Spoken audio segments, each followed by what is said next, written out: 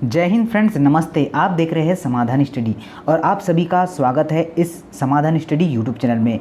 तो आप सभी के लिए प्रीवियस ईयर की क्लास जो है स्टार्ट हो चुकी है, जिसमें मैं आपको महत्वपूर्ण क्वेश्चन करवाता हूँ जो आपके आगामी एग्जाम के लिए बहुत इंपॉर्टेंट है। जो पीएटी वाला स्टूडेंट है, डाइट वाला स्टूडेंट है, पीएफटी, आपका पीएनएसटी, सभी एग्जामों के लिए महत्वपूर्ण सेशन होता है। तो आप लोग क्या करेंगे, अगर आप फर्स्ट बार चैनल को देख रहे हैं, चैनल को सब्सक्राइब जरूर कर लेगा, बेल आइकन को प्रेस कीजिएगा ताकि सभी लेटेस्ट और महत्वपूर्ण वीडियो आपको सही समय पर मिल जाए। चलेगा, देखिएगा, क्वेश्चन स्टार्ट करते हैं। किस खनिज को एस्क कहते हैं? ये मतलब किस खनिज को एस्क कहते हैं? ऑप्शन दिया है पहला, उसमें उपस्थित धातु बहुमूल्य है, उसमें धातु का निष्कर्षण लाभदायक है, उसमें धातु का निष्कर्षण नहीं कर सकते, और ऑप्शन नंबर 4 में क्या दिया है आपका, इसमें धातु का निष्कासन नहीं होता है। तो करेक्ट आंसर की बात कर लूँ कि इसमें धातु का निष्कासन लाभदायक है, ऑप्शन नंबर बी इसका करेक्ट आंसर होगा। ठीक है, और आपको अंतिम में बताना है कि आपने कितने मार्क्स को अचीव किया है, और आपको स्टडी भी जो है ऐसे ही करना है जैसे मैं आपको करवा रहा हूँ। देखिए, नेक्स्ट क्वेश्चन क्या पूछा आपको कि 500 डिग्री सेल्सियस पर प्रोपेन पर क्लोरीन की क्रिया से बनता है। प्रोपेन डाइक्लोराइड, या फिर आपका प्रोपिली डी क्लोराइड, या फिर आपका एलाइड क्लोराइड, या फिर आपका इनमें से कोई नहीं। तो देखिएगा, अगर आपने चूज़ किया है ऑप्शन नंबर सी तो आपका करेक्ट आंसर होगा। क्या होगा? इसका आंसर होगा आपका एलाइड क्लोराइड इसका करेक्ट आंसर होगा, ऑप्शन नंबर चलिए सी। देखिएगा, लोह का महत्वपूर्ण अयस्क क्या है? लोहे का, आयरन का महत्वपूर्ण अयस्क के बारे में पूछा है। हेमेटाइट, पीच ब्लेड, या फिर आपका मेलेकाइट, या फिर आपका गेलिना। तो आपको मैंने आज ही यह क्वेश्चन करवाया है और यह प्रीवियस ईयर में क्वेश्चन पूछा है। क्या आपका हेमेटाइट इसका करेक्ट आंसर होगा, और आज ही मैंने ये क्वेश्चन आपको करवाया था। चलेगा, आगे चलते हैं। देखिएगा, नेक्स्ट क्वेश्चन आपसे क्या पूछा गया है। नेक्स्ट क्वेश्चन आपसे पूछ रहा है कि पौधे जो कुछ दिन के लिए जीवित रहते हैं उन्हें क्या कहते हैं? एक वर्षीय, या फिर आपका बहुवर्षीय, द्विवर्षीय, या फिर आपका अल्पकालिक। तो उन पौधे को क्या कहा जाता है? तो उन्हें अल्पकालिक, ऑप्शन नंबर डी इसका करेक्ट आंसर होगा, अगर आपने ऑप्शन नंबर डी को प्रेस किया है तो। चलते हैं आगे, देखते हैं नेक्स्ट क्वेश्चन क्या है। तो नेक्स्ट क्वेश्चन आपसे पूछ रखा है, थोड़ा जूम कर देता हूँ मैं, ये देखिएगा। इन्होंने पूछ रखा है डीएनए में नाइट्रोजनी क्षारक होते हैं। तो डीएनए में कौन से नाइट्रोजनी क्षारक होते हैं, यह आपको बताना था। चलिए, एडेनिन, यूरेसिन, आपका ग्वानिन या साइटोसिन, यूरेसिन, चलिए थाइमिन, ग्वानिन या साइटोसिन, इस तरीके से। तो ये तो आपको पता है कि सर जी एडेनिन, थाइमिन, ग्वानिन और साइटोसिन होता है। ऑप्शन नंबर किस में रखा गया? ATGC। तो ऑप्शन नंबर आपका क्या रखा गया है? ऑप्शन नंबर सी इसका करेक्ट आंसर होगा। ठीक है, क्या होगा? ऑप्शन नंबर सी इसका करेक्ट आंसर होगा। देखिएगा, आगे चलते हैं। नेक्स्ट क्वेश्चन क्या पूछा आपसे। पादपों में रेशेदार कोशिकाएं होती है, जीवित, मृत, या फिर आपका कुछ पौधों में जीवित, या फिर इनमें से कोई नहीं। तो अगर आप सभी का आंसर आ रहा है मृत, तो बिल्कुल डाइट इसका करेक्ट आंसर होगा। ठीक है, क्या होगा आपका? मृत, ऑप्शन नंबर बी इसका करेक्ट आंसर होने वाला है। चलते हैं आगे, देखिएगा नेक्स्ट क्वेश्चन। नेक्स्ट क्वेश्चन आपकी स्क्रीन पर है, सोचते हैं, समझते हैं क्वेश्चन को, क्या इसमें पूछा गया है। क्वेश्चन आएगा, कौन सा कोशिकांग कोशिकाओं से बाहर जीवित रह सकता है? पहला ऑप्शन है आपका ER एंडोक्राइन रेटिकुलम, सेकंड है आपका क्लोरोप्लास्ट, थर्ड है आपका केंद्रक, फोर्थ है आपका गल्जी बॉडी। क्या आंसर होगा? तो अगर आपने क्लोरोप्लास्ट आंसर किया है, ऑप्शन नंबर बी, तो आपका सही होने वाला है।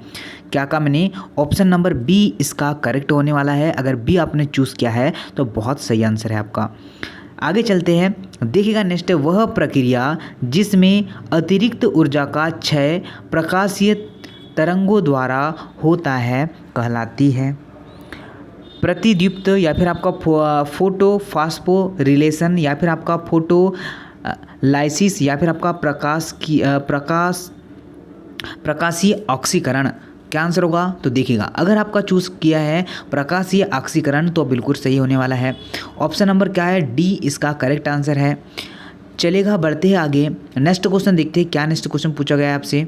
नेक्स्ट क्वेश्चन पूछा गया आपसे कि आपका सल्मोनेलियोसिस का की क्रिया होती है? जीवाणुओं द्वारा जनन, या फिर आपका जीवाणु द्रव फूड पॉइजनिंग, या फिर आपका जीवाणु द्वारा सफाई, या फिर आपका जीवाणु द्वारा चलिए विघटन। अगर आपने आंसर चूज़ किया है जीवाणु द्वारा फूड पॉइजनिंग तो बिल्कुल सही होगा। क्या होगा? ऑप्शन नंबर आपका बी करेक्ट होने वाला है।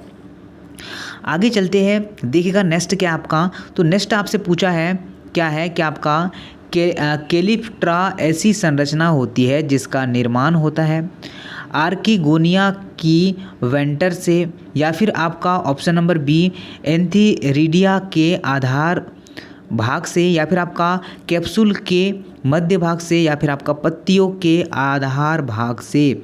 करेक्ट आंसर की बात कर लूँ मैं, करेक्ट आंसर क्या होगा? तो आपका आर्किगोनिया के वेंटर से, ऑप्शन नंबर फर्स्ट ही इसका करेक्ट आंसर होने वाला है। अपनी एक कॉपी बना लीजिएगा इस, और इन्हें क्या करें, नोट डाउन जरूर करिएगा ताकि आपको रिविज़न करने में आसानी होगी। आगे चलते हैं, देखिएगा नेक्स्ट क्वेश्चन क्या पूछा आपको, आपसे पूछा है चलिए क्या पूछा आपसे, इपीजेनिस का सिद्धांत दिया था अरस्तु ने, या फिर आपका स्वाडर्म ने, या फिर आपका वाल्फ ने, या फिर आपका चलिए डार्टिन ने। ओके, देखिएगा बात कर ले करेक्ट आंसर की, तो वाल्फ ने दिया था, ऑप्शन नंबर सी इसका करेक्ट आंसर था। क्या होगा? अगर आपने ऑप्शन नंबर सी को चूज़ किया है तो आपका आंसर बिल्कुल सही होने वाला है। नेक्स्ट क्वेश्चन की ओर बढ़ते हैं, देखिएगा नेक्स्ट क्वेश्चन क्या पूछा है आपसे। इन्होंने पूछा है कि भंडारण कपड़ों का भंडारण करने के लिए किस छाल व पत्तियों का यूज़ किया जाता है, उपयोग किया जाता है? यूफोबिया हिर्टा, या फिर आपका यूफोबिया थाइमीफोलिया, या फिर आपका इक्लिटा एल्बा, या फिर आपका एजाडिरक्टा इंडिका। करेक्ट आंसर की बात कर लूँ तो आपका ऑप्शन नंबर क्या होगा? फर्स्ट ही इसका करेक्ट आंसर होगा। क्या होगा आपका? एजाडिरक्टा इंडिका इसका करेक्ट आंसर होगा, option number D. Very good, अगर आपका डी आ रहा है तो। चलते हैं आगे, देखिएगा नेक्स्ट क्या पूछा आपसे। नेक्स्ट आपसे पूछा है कि क्रोमोटीन की उप इकाई है, क्रोमोटीन की उप इकाई क्या है? जीन है, या फिर आपका न्यूक्लियोसोम है, या फिर आपका क्रोमोसेंटर है, या फिर आपका क्रोमोमियर है? करेक्ट आंसर की बात कर ले तो करेक्ट आंसर क्या होगा आपका करेक्ट आंसर होगा ऑप्शन नंबर बी। क्या होगा आपका? न्यूक्लियोसोम इसका करेक्ट आंसर होने वाला है। क्या होगा? न्यूक्लियोसोम। अगर आपका बी आ रहा है तो आपने बिल्कुल सही प्रयास किया है, ऑप्शन नंबर बी ही इसका करेक्ट आंसर होने वाला है। चलेगा आगे चलते हैं, देखिएगा वाटसन तथा क्रिक ने द्वारा डीएनए का द्विमॉडल कब प्रस्तुत किया गया था, और इसके बाद इस मॉडल को देने के बाद इन्हें नोबेल पुरस्कार भी प्रोवाइड हुआ था। 1943, 1953, 1955 या फिर 1963। तो अगर आपका आया है 1953 तो आपका सही आंसर होगा। ठीक है, ऑप्शन नंबर क्या? बी इसका करेक्ट आंसर होगा। ठीक है ना, बी अगर आपने आंसर किया है तो आपका करेक्ट आंसर होने वाला है। आगे चलते हैं, देखिएगा नेक्स्ट क्या है आपका, निम्नलिखित में से किस में क्रेब्स चक्र की क्रिया माइक्रोकांड्रिया में नहीं होती है? एस्ट, या फिर आपका ई कोलाई, या फिर आपका यूलोथिक्स, या फिर आपका मोल्ड? क्या आंसर होगा? तो अगर आपने चूज़ किया है ई कोलाई तो आपका सही आंसर होगा। ठीक है, क्या होगा आपका? ऑप्शन नंबर बी करेक्ट है इस क्वेश्चन का आंसर। आगे चलते हैं, देखिएगा नेक्स्ट क्वेश्चन क्या पूछ रखा है आपसे। नेक्स्ट क्वेश्चन आपसे पूछा है इन्होंने, चलिए ये तो पूछेगा नहीं आपसे क्वेश्चन, इससे हम लोग आगे बढ़ते हैं। ये ओल्ड क्वेश्चन था, ये देखिएगा नेक्स्ट। आइए नेक्स्ट क्वेश्चन की ओर देखिएगा। पुष्प और शाखाएं उत्पन्न होती है, पुष्प और शाखाएं उत्पन्न होती है, चलिए लेटरल बॉन्ड से, या फिर आपका लेंटिसेस से, या फिर आपका स्टोमेटा से, या फिर आपका क्यूटिकल से? तो आंसर क्या होगा? अगर आपने लेटरल बंड से किया है तो ऑप्शन आपका क्या होगा? ऑप्शन आपका ए सही होने वाला है। क्या कहा हमने? ऑप्शन नंबर ए इसका सही होने वाला है, लेटरल बंड से आपका राइट आंसर होने वाला है। आगे चलते हैं, देखिएगा नेक्स्ट क्वेश्चन क्या है आपका। नेक्स्ट क्वेश्चन आपसे पूछ रखा है इन्होंने कि आपका पॉली इथाइलिन ग्लाइकोल का उपयोग किस में किया जाता है? ऑप्शन नंबर फर्स्ट है आपका जीव द्रव्य संयोजन, या फिर आपका भ्रूण संवर्धन, या फिर आपका क्वीन वन, या फिर आपका जीव द्रव्यक विलयन। तो आंसर क्या होगा आपका जीव द्रव्यक संयोजन इसका करेक्ट आंसर होगा ऑप्शन नंबर ए। ठीक है, तो ये आपके मोस्ट इंपॉर्टेंट क्वेश्चन थे।